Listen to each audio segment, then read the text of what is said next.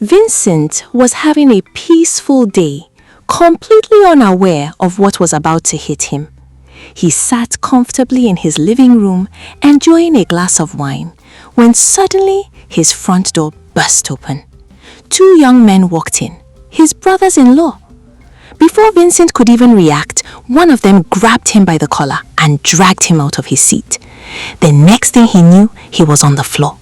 He was overpowered and badly beaten. As Vincent screamed in pain, blows were landing on him from every direction. Then his dear wife walked in. This is African Folktales with Nsinem. Come closer, because this story is going to amuse and annoy you all at once.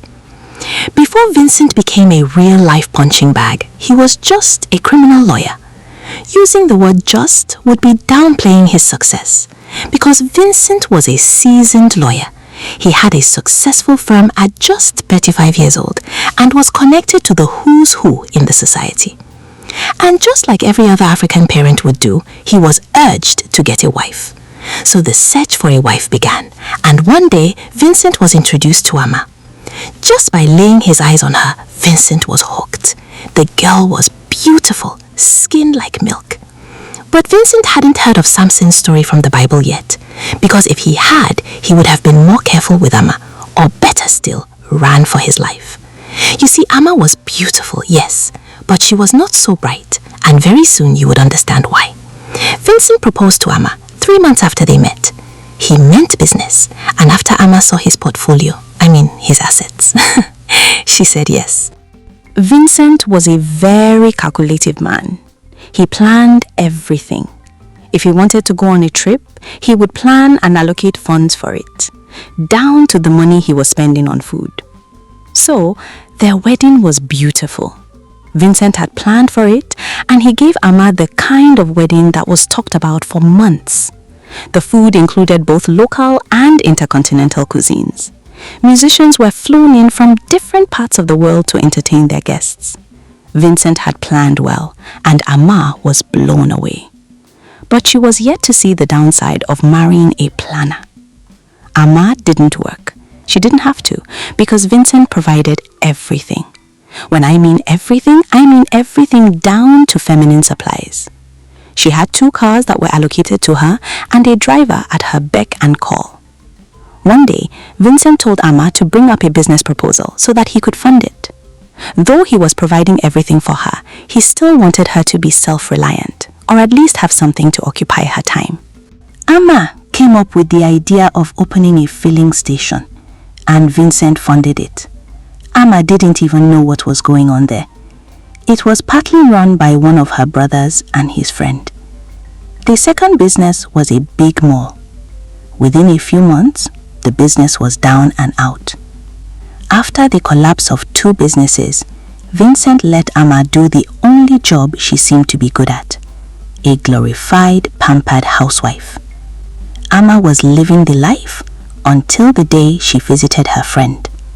Eliana Obi, Ama's classmate from secondary school, had just come into town, and Ama had gone to visit her, and together they went out shopping.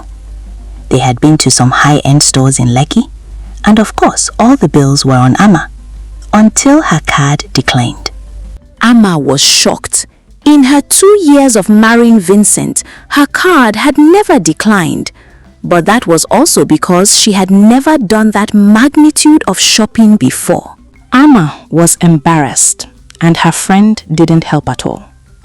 She immediately put a call across to her husband, but he didn't take the call.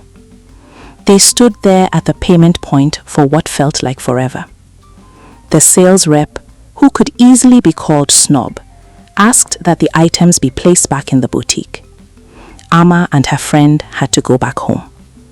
While they sat in one of Vincent's sitting rooms, enjoying a glass of champagne with fried fish and chips. And then Eliana asked Ama the one question that would shatter her world. And quickly before we continue, shout out to Thomasina, Makal, Kim Hurd, Belinda, Lovedeep, Tracy, Vicky, Fatima, Caesar from USA. Thank you so much for always supporting African Folktales with Nsinem. May God bless you. If you also want to shout out in my next video, be sure to leave a comment. Back to the story. Eliana started, getting her friend's full attention.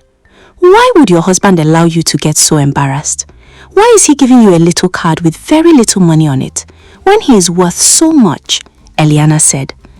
Ama stared at her blankly, making her friend exclaim, Hold on, you mean you don't know how much your husband is worth? You don't know how much he makes? How much he makes from his numerous clients and other businesses? Eliana asked. Ama shook her head. Then you don't have to allow it. Don't let any man take you for a ride, Eliana insisted. Ama's morale suddenly went high. Eliana had successfully planted a dangerous seed in her mind, and Vincent was about to pay for it. If you're enjoying this story, do give me a thumbs up. Subscribe to this channel if you haven't. I share intriguing African tales you're sure to enjoy. Back to the story. After Vincent had been served his dinner, Ama went to her husband. When she came in looking all good and smelling nice, Vincent didn't know what was about to hit him. Sweetheart, how much do you make in a month? She asked. Vincent looked at her and said nothing. Ama wasn't going to be ignored. Vincent, how much do you earn every month? She exclaimed. Vincent remained quiet. Ama wasn't going to back down. She poked him. Vincent, I am talking to you. Don't ignore me, Ama yelled, getting really impatient and pissed off. Vincent cleared his throat. And what do you want to do with that information? Vincent asked. Ama didn't say a word. Is it because of that little issue at the boutique? Vincent asked. Ama sprang to her feet. Vincent Ikubo, have you been monitoring me through your driver? Ama asked. So you think I would allow an airhead like you to be roaming around spending my money without monitoring you? Vincent said. But he couldn't get the next word in because Ama put the words back into his mouth. She gave Vincent a hot, stargazing slap. Vincent looked at her. In that moment, anger engulfed him and all his sense of reasoning was gone. Vincent got on his feet and walked close to her and returned it. He slapped her right in the face, sending her flying with a quick descent to the floor, where she landed on her bum and on her wrist. So come closer. What do you think of what just happened? Do you think Ama was justified because her husband called her an airhead? What of Vincent's reaction? Was slapping her back justified? Leave your thoughts in the comment section. And while you're there, let me give another shout out to my besties in Trinidad and Tobago, Benedette, Nishelka, and Virginia. I loved reading all your comments. Back to the story. Ama quietly went back to her room, and so did Vincent. The following day, Ama left the house very early in the morning. Vincent, having slept on what had happened, was ready to apologize. He called her phone several times, but she didn't take her calls. Vincent then proceeded to send her a message, asking her to come home because he needed to talk to her. Still, there was no response. Later that day, Vincent decided to have a glass of wine. While he sat in his living room and contemplating on what would have prompted Ama's new behavior, the door opened and his brothers-in-law walked in. Vincent immediately wondered why he had not been notified by his security. Before Vincent was done processing that thought, one of them grabbed him by the collar and dragged him out of his seat. The next thing he knew, he was on the floor, receiving the beating of his adult life. As Vincent screamed in pain, blows were landing on him from every direction. His dear wife, Ama, walked in. Ama stood at the entrance, her hand in a cast, her face still swollen from the slap. But her eyes were no longer soft. They were different. "How dare you lay your hands on my sister?" one of them yelled. As quickly as it started, the ordeal ended. While Vincent lay on the floor, writhing in pain, Ama went in and came out moments later with 3 suitcases. Not long after, they were gone. A little issue that had started with a declined card was slowly snowballing into something really crazy. 3 days later, at about 6 in the morning, Ama was at home still sleeping when they heard a loud knock on their gate. It was the police. By the time they were done, Ama's brothers were arrested. Immediately, the police van drove away with her brothers. Ama entered into her car and drove to her husband's house. Yes, Vincent's house. I'm sure you're wondering, what is Ama going there to do? Is Ama going to beg for mercy? Should she? Is she going to start another fight? Let me know your thoughts in the comment section below. As Vincent sat in his little garden, trying to reply his emails, unbeknownst to him, that Ama was on her way to his house. His mind drifted back to his parents. Vincent had been born into money, really good money. His father had a big construction company that were usually hired by oil and gas producing companies. While Vincent's father, Victor, was busy making the money, his beautiful wife, Emanuela, was busy spending it. There was no luxury item she didn't own. Chanel, Saint Laurent, Versace, Gucci, name them, she had them all.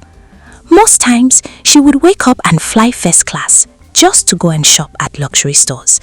Victor would caution her to cut back on the spending, but there was no stopping Emanuela. You see, Victor loved his wife a lot, maybe a little too much, because he made her a signatory to all his accounts.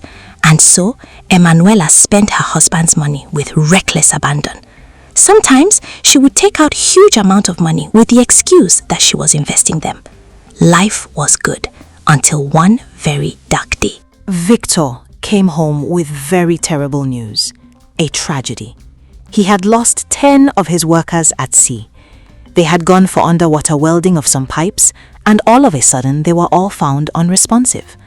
That was just a tip of the iceberg, because the months that followed was tragic. His company was put under scrutiny and words started flying. Substandard equipments, terrible working conditions, disparity in payment schedule of workers, things Victor wasn't even aware was happening. Victor went from being top at the game to nothing. Companies ended their contracts with his company on a daily basis. He went from bringing in millions every day to nothing.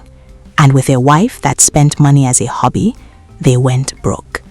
Then Victor discovered all the investments and businesses his wife had reportedly been investing in was all a lie.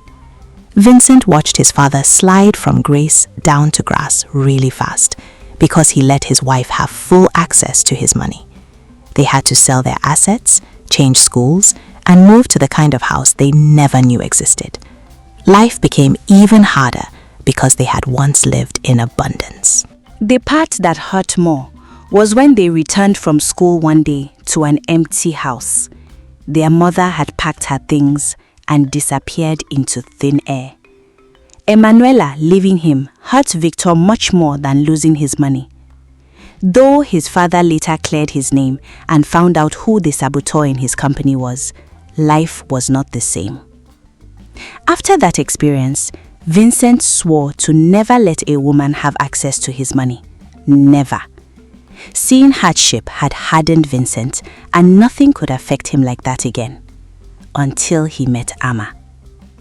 But as Vincent drank his wine in his garden, enjoying nature, he had no idea of what was coming.